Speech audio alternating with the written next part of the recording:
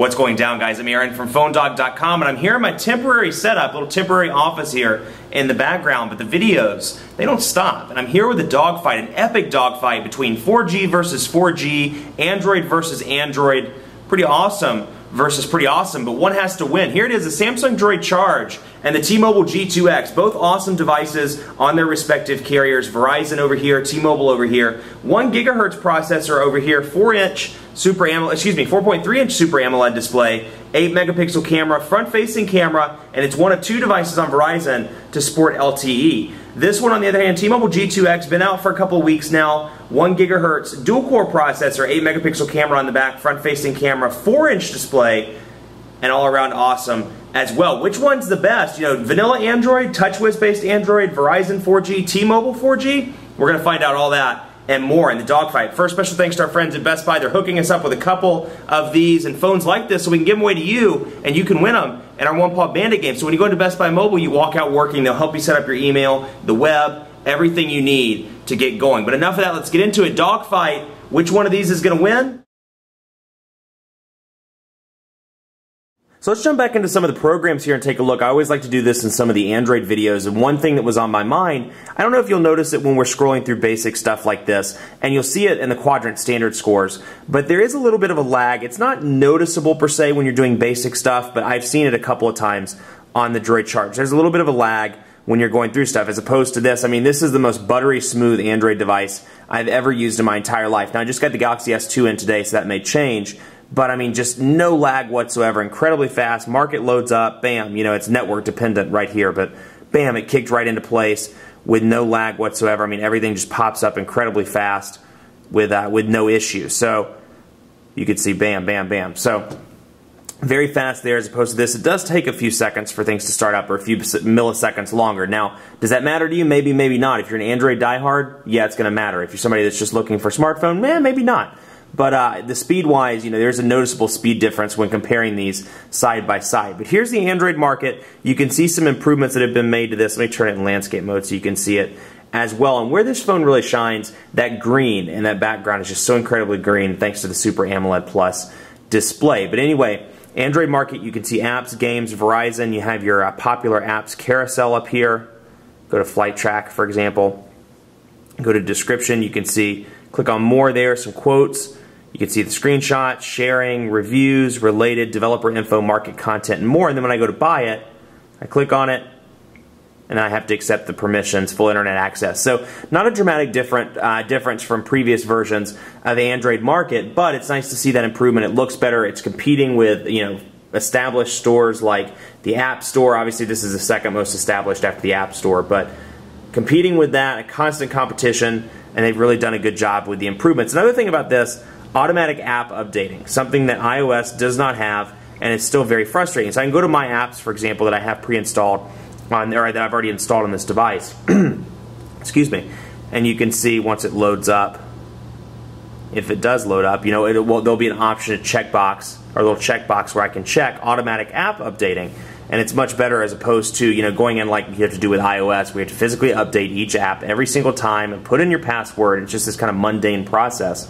You have the ability to do automatic app updating. I can't talk today. See if it'll load up this time. And this is another issue I've had with Verizon. Their 4G LTE is very, very fast, but it's very inconsistent. Oftentimes the 4G will cut out, it'll go away, especially when you're using mobile hotspot, because their mobile hotspot service is free until June 15th, whereas it's usually $20. And when I've used it and put it to the test, it works for about 10 minutes, then it just cuts out, cuts in constantly, where I can't upload a video or do any sort of work, because it's constantly cutting in and cutting out. So 4G, very fast speeds, but beware, you know, when it works. You can see a network error has occurred, and that may be an Android market thing because it looks like 4G is still working okay. Let's see if it loads up right now.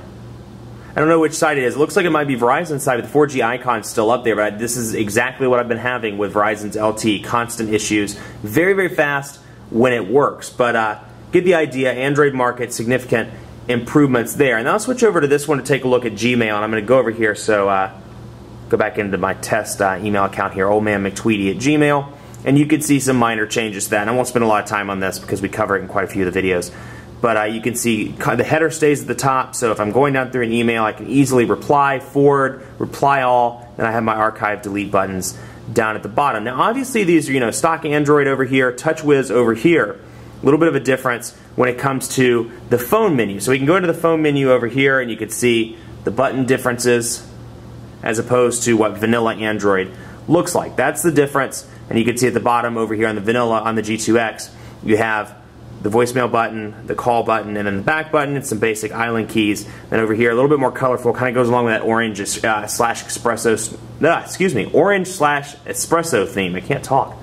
That was with this device. And then you have your call, your messaging, and your voice dialing buttons. So call log, favorites, contacts, same thing up here. These are just flipped around. So a little bit of a difference. Not much, but if you notice, this one, as opposed to what Android's really supposed to look like where it scrolls up and down, you'll notice that this looks a lot like iOS. And before, you know, before Verizon had the iPhone, they said, which phone should I get? Which phone should I get? I would always say go with a Fascinate or something like that, because TouchWiz does look a lot like iPhone. It's really not surprising to me that there's a lawsuit with Samsung and Apple, because it does look very similar. So you can see these little boxed in apps, a little bit of space in between, and instead of scrolling from up to down like typical Android, it scrolls from left to right like typical iOS. So you see the similarities. You have your 4 icons down here, quite similar.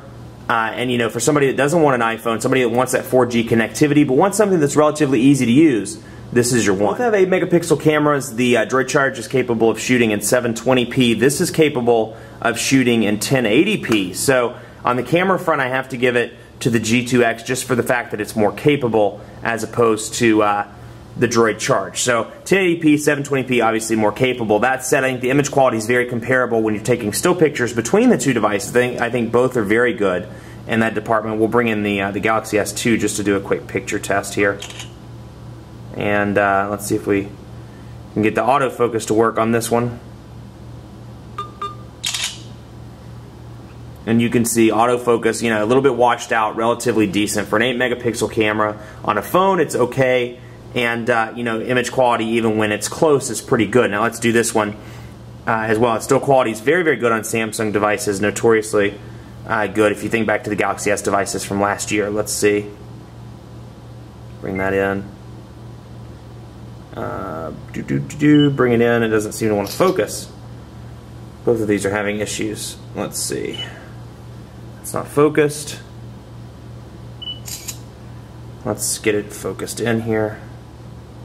And there we go. I can't seem to get this one to focus on the correct.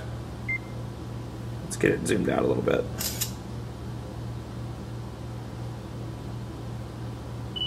Having some issues getting this one to focus in, but the image quality has always been very good for me. You can see, as you can see, image quality seems to be kind of out of place. That one's pretty decent.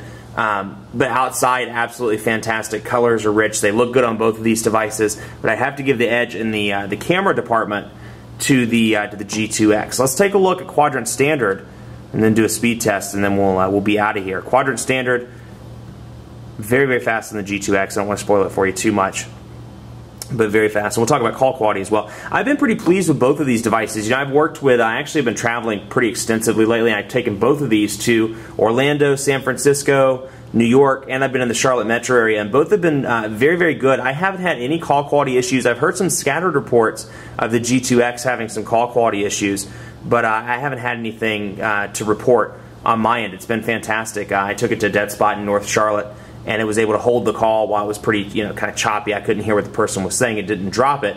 And same thing over here. This one's been exceptionally well. Battery life has been surprisingly good on the Droid Charge as well. It has a 1600 milliamp battery. It's been very good. It's held its charge. Both of these have done well throughout the day. Obviously, they're Android devices. They're constantly connected. They're not going to last, you know, with moderate use or heavy use throughout the day. But I made it through the evening before both of these required a recharge. That said, Samsung notoriously slow when it comes to charging. You plug your device in, it takes forever, and you know, that's no exception over here. So Quadrant Standard 2,437 over here. 2,437. This one's still loading.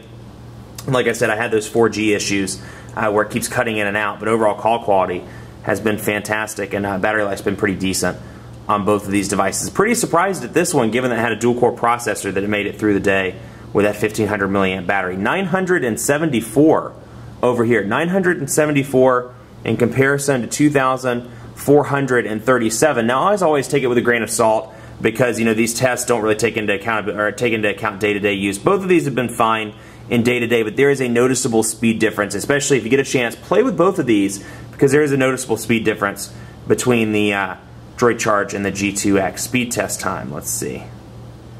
Get it loaded up on our servers, finding closest server. For whatever reason, the Charlotte server disappeared a couple weeks ago, so it's been doing its other server. And let's see. Bam, begin test, begin test.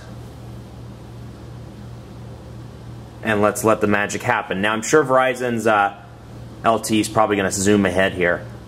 As you can see, yeah, about 15 megabits per second on the download, about 5.8 on the upload. On this one, 5.41 megabits per second. Upload looks to be about 1.5. So LT is very fast. Here's the trade-off, though. It's fast when it works. And so, like I said, I've been with Mobile Hotspot, been testing it, playing with it, trying to use it for work. And, you know, I've run into issues where it just cuts off, cuts in, cuts out.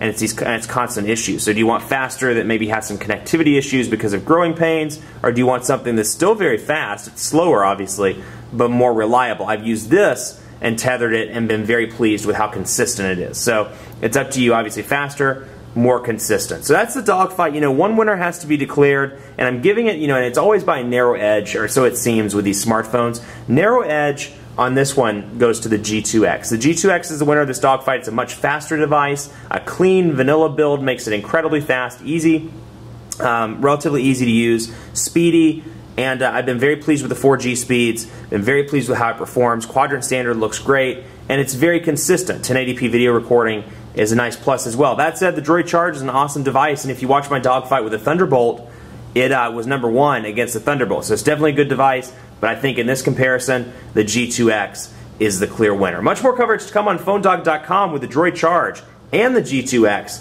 on the site. Be sure to like us on Facebook, Facebook.com/PhoneDog. We're giving away iPads, phones, and more as part of our colossal iPad 2 and smartphone sweepstakes. So be on the lookout. Register for that, Facebook.com/PhoneDog, and tune into the giveaways every Tuesday and Thursday. Be sure to follow me on Twitter as well, PhoneDog_Aaron. And on Facebook, if you'd like, at Facebook.com/PhoneDogAB. Thanks so much for watching. We'll see you next time.